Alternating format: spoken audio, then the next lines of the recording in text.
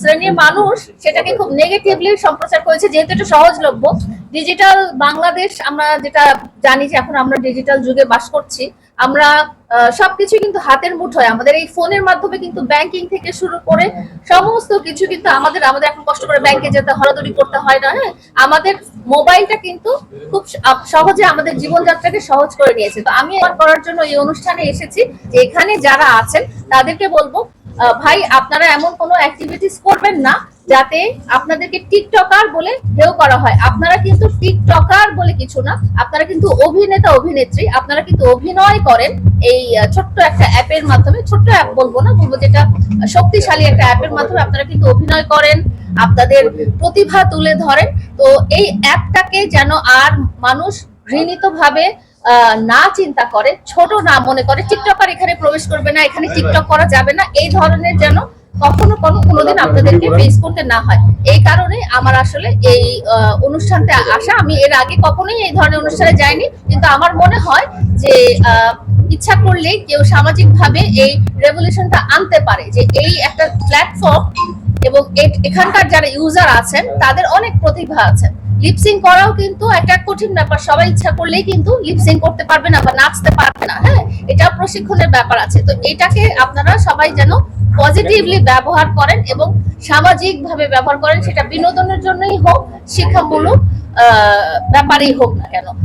এই কারণে আজকে আমার এই অনুষ্ঠানে আসা, এবং আপনাদেরকেও আমি এই বক্তব্যটাই দিচ্ছি যে আপনারাও এই অ্যাওয়ারনেসটা ক্রিয়েট করে নেবেন, যাতে টিকটকার বলে মানুষকে আর কেউ হেও না করে। এবং টিকটক প্ল্যাটফর্মে সবখানে যেমন পজিটিভ নেগেটিভ আছে, টিকটক প্ল্যাটফর্মটাকে ইউজ করে কেউ যেন তার ফেম, কেউ যেন তার খ্যাতি, হ্যাঁ, এগুলো নিয়ে মানুষের ক্ষতি না করে, মানুষের সাথে প্রতারণা না করে।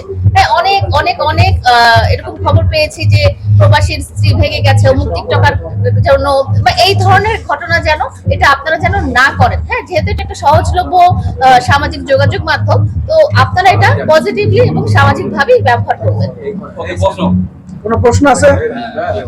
একে একই করবেন। আচ্ছা, আমি একটু প্রশ্ন করি আপু।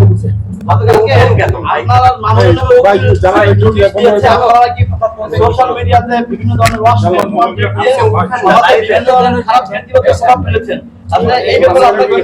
এই ব্যাপারে আমি বলবো যে 10 তারিখ মেতে যেটা হয়েছে আমার বাসায়, যে আমার অগোচরে আমার ব্যক্তিগত জীবনটা লাইভের মাধ্যমে আনা হয়েছে, এবং সেখানে অশালীন গালাগালি, অশ্রাব্য গালাগালি, অকথ্য গালাগালি এবং অশালীন ভাবভঙ্গি করা হয়েছে আমার বাসার ভিতরে, এবং সেটা যে লাইভে করে ডিজিটাল যোগাযোগ মাধ্যমে সারা দুনিয়াতে মিলিয়ন মিলিয়ন শেয়ার করা হয়েছে, এবং সেটা অবশ্যই একটা অসামাজিক কার্যক্রম এবং অশালীন ব্যাপার হয়েছে।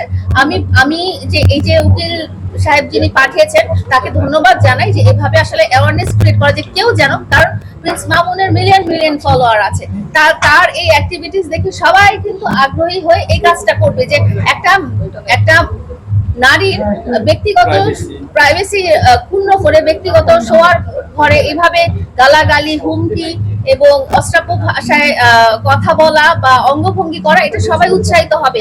তো আমি, যিনি আমাদেরকে আইনি নোটিশটা পাঠিয়েছেন তাকে আমি আসলে ধন্যবাদ জানাবো, যে এভাবে উনি যে জিনিসটা তুলে ধরেছেন এটা একেবারেই সঠিক।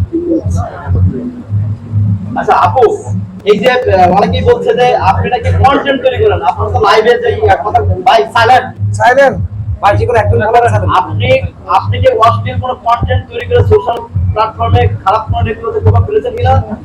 ওখানে কিন্তু অশ্লীল কন্টেন্টের কথা বলা হয়েছে। ওখানে আসলে ওই যে লাইভটা ছিল সেখানে কিন্তু আমাকে ছোট করা হয়েছে, আমাকে গালাজ করা হয়েছে, লোকজন কিন্তু আমাকেও দেখেছে, সেই জন্য উনি ওইটাকে অশালীন বলেছেন।